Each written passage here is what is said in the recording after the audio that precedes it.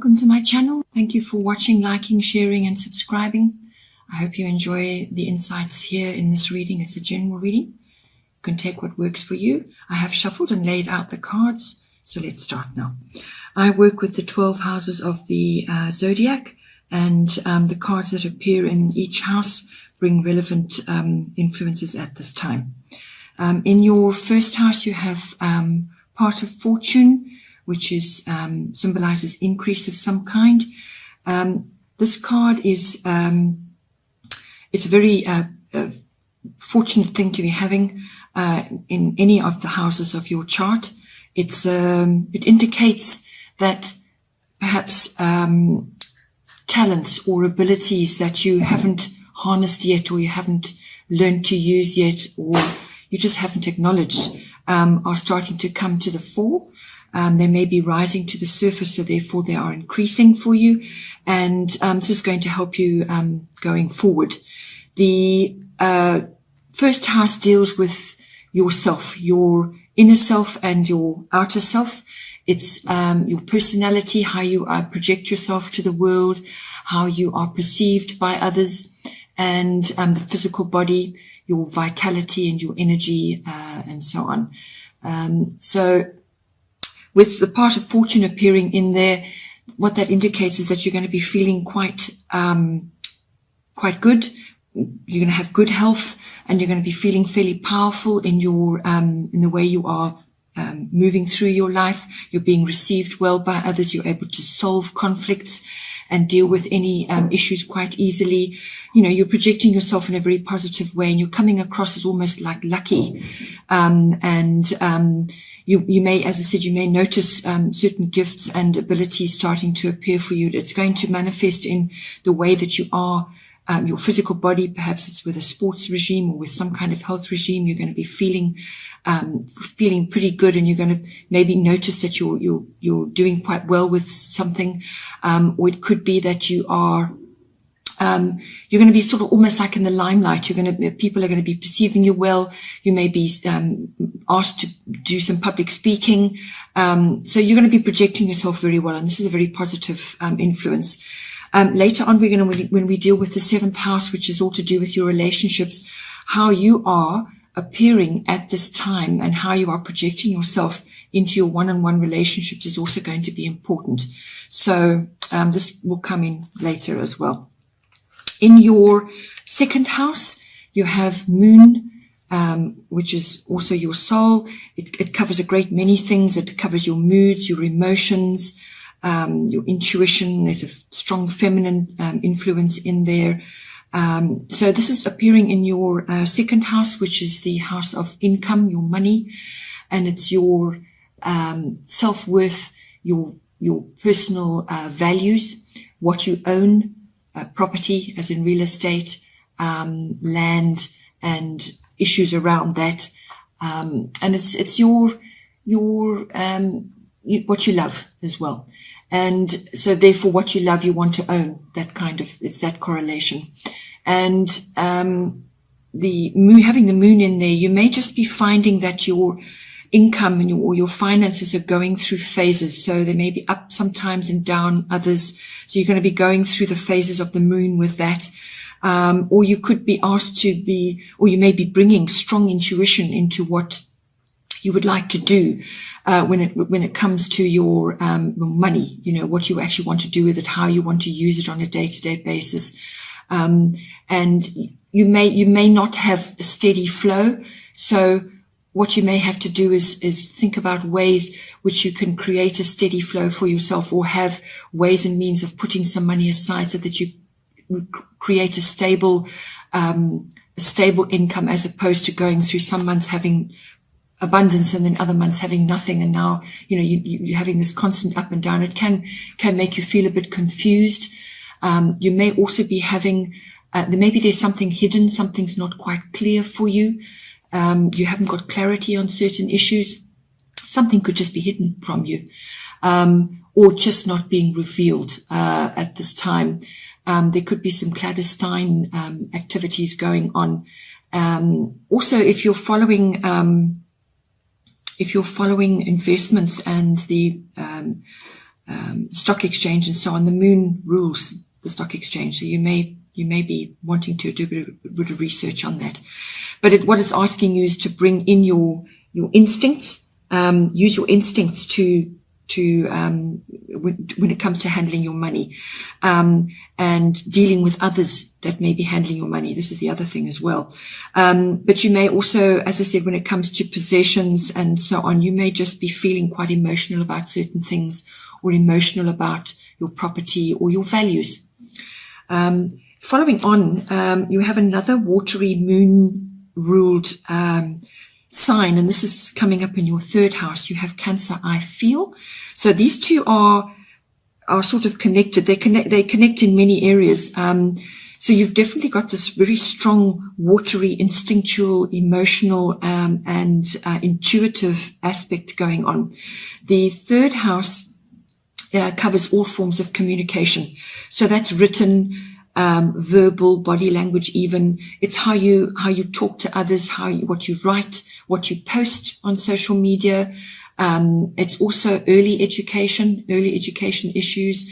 It also covers short trips. So you may, if you're going to be doing a trip, maybe it's worthwhile going to the sea, because this is ruled by the moon. You may really enjoy going to the sea, spending time at the seaside. You're probably going to get a lot out of that. It's also the moon, or Cancer is ruled by the moon, but it indicates that you could be quite moody. You could be requiring time to just retreat and withdraw.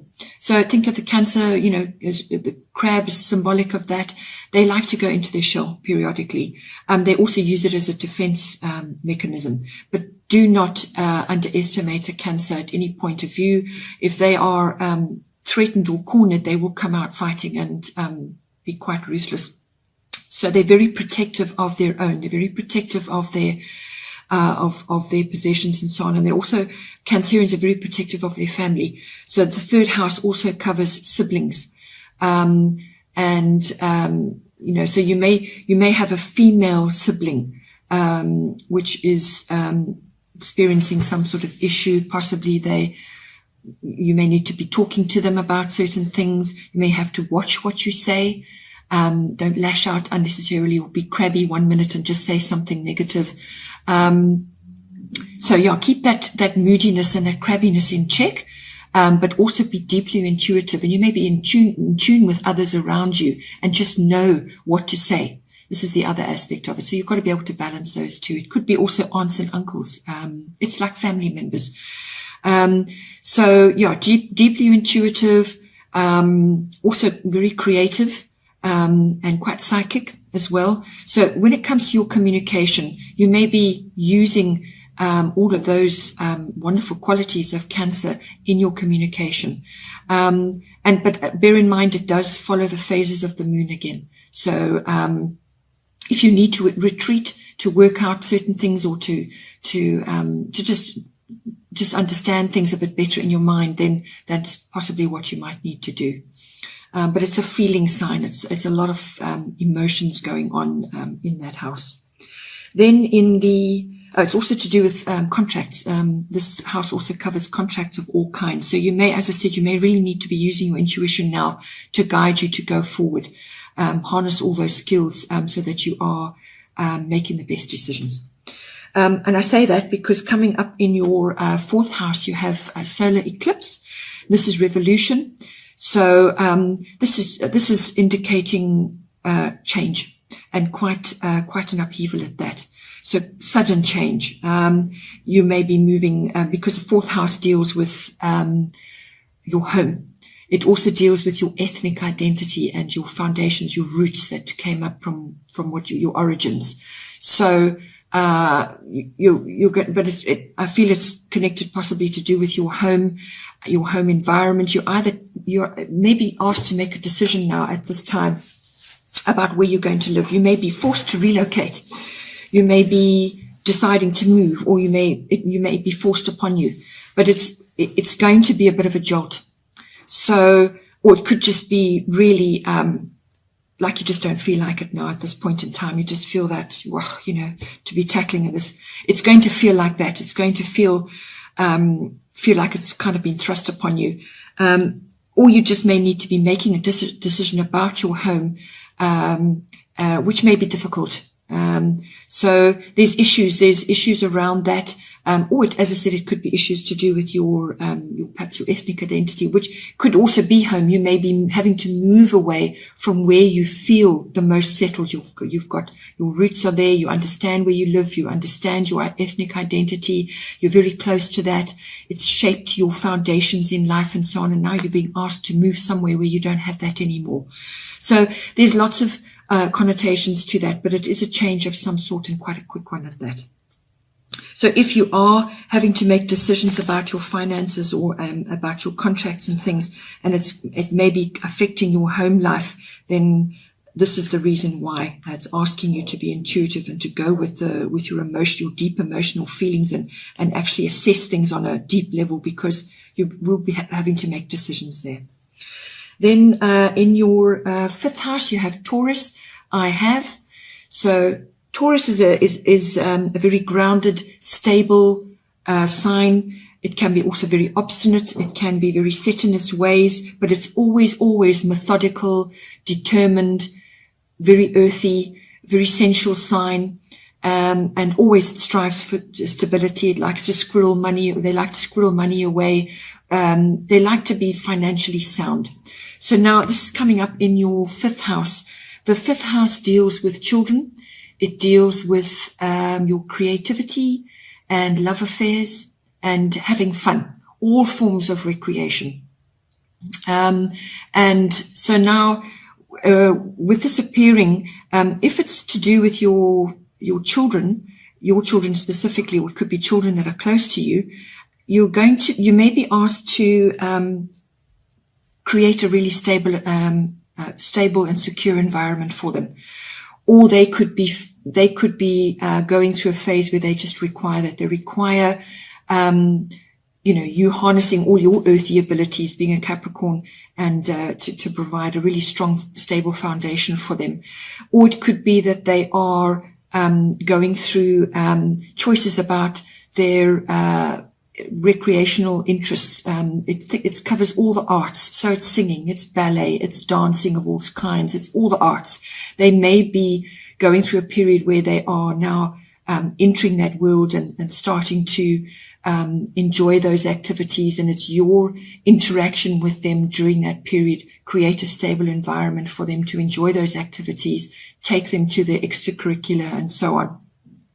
Or they could just be going through a particularly arty phase. There's lots of different ways to look at that. If it's to do with your creativity, keep your feet on the ground, be methodical. Taurians don't like change. They like things to remain steady because they feel secure like that. And if they're unhappy about something or they don't like something, they just simply won't make a decision about it. They'll procrastinate as long as possible. They become evasive.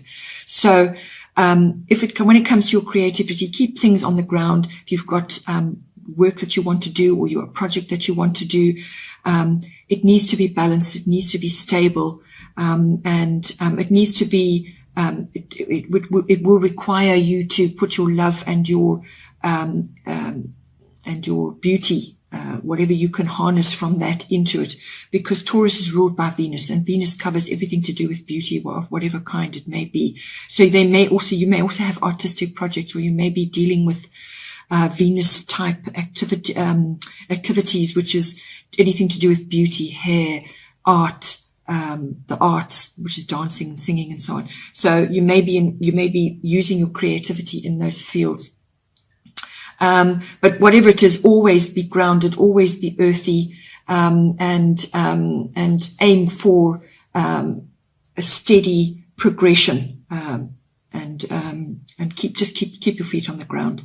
Then also, when it comes to the fifth house, also covers love affairs. So if you're not in a relationship and you're now meeting somebody, they could be quite Taurian. And this will bring a lovely grounding element. And because you're a Capricorn, having a Taurus as a partner is a natural kinship, because you both have Earth in your chart. And so and Taurians can be really quite beautiful people. But they're slow moving. They're not very quick. They love sensuality, so that you can expect to be enjoying food and drink and beautiful sensual pleasures. And it could be really quite a beautiful relationship, very grounded, very earthy. But they're not fast movers, so don't expect to be swept off your feet. The Taurians they're much slower, and they're more they like a sure thing. So you may just be entering in that. So if it's a recreational activity that you're doing, or you want to bring more of that into your, just having fun, really. It's really about having fun, the 5th house. Then having Taurus in there, you may enjoy gardening. It may be a good thing for you to be doing, getting your hands in the soil, wonderful activity. Also doing things on the ground. So that's walking, hiking, anything like that. Any of those activities are going to be very, really good for you. Sensual activities as well, perhaps nice massage, anything that's going to keep you feeling good about yourself, and any of the, as I said, the artistic activities, and also beauty. Any of the beauty activities will enhance you as well. Then in your 6th house, you have Mars, which is force. So now this is a very powerful, fiery element. Mars is the god of war. Not saying that you're going to be going to war, but you may have elements of competition appearing in your 6th house, or something that you've got to fight for, something that you really got to be forceful and take action on. So the 6th house deals with work. It's the house of work. It's the house of craftsmanship. So mastering whatever it is whatever your craft is. It's all work projects, work colleagues, workplace, anything to do with work, your daily routine. And it's also massively to do with health and diet and pets. So you could be having quite a fiery pet entering your household as well. Or you could be, from your diet point of view, you may have to take action on that, because Mars being such a stimulating sign, it's high blood pressure, it's skin rashes, heat in the body. So you may want to look at that, or you may have to deal with that going forward. Something may appear to do with that, but anything that creates such heat and such stimulation, it's going to affect the body in that way. It's going to, force the circulatory system to work overtime and so on. If it's to do with your workplace, you may have Mars type people, very action oriented. Some of them may be aggressive, hot headed, lots of energy coming in with them, or you may be required to bring that into your workplace to achieve, to get things done. And you may have to, as I said, if you're busy on a work project, you may have to compete in some way, shape or form, or you may have to fight for, protect your interests or fight for something. So it's a very quick moving, fast, fiery energy. And you could also be activating your passions about something that you want to do. So it's a very passionate, again, a very passionate warlike sign. So you may be literally putting the fire under something, getting a project going, getting something off the ground. If it's a hot air balloon, it's going to rise and so on. So expect action or take action in your 6th house.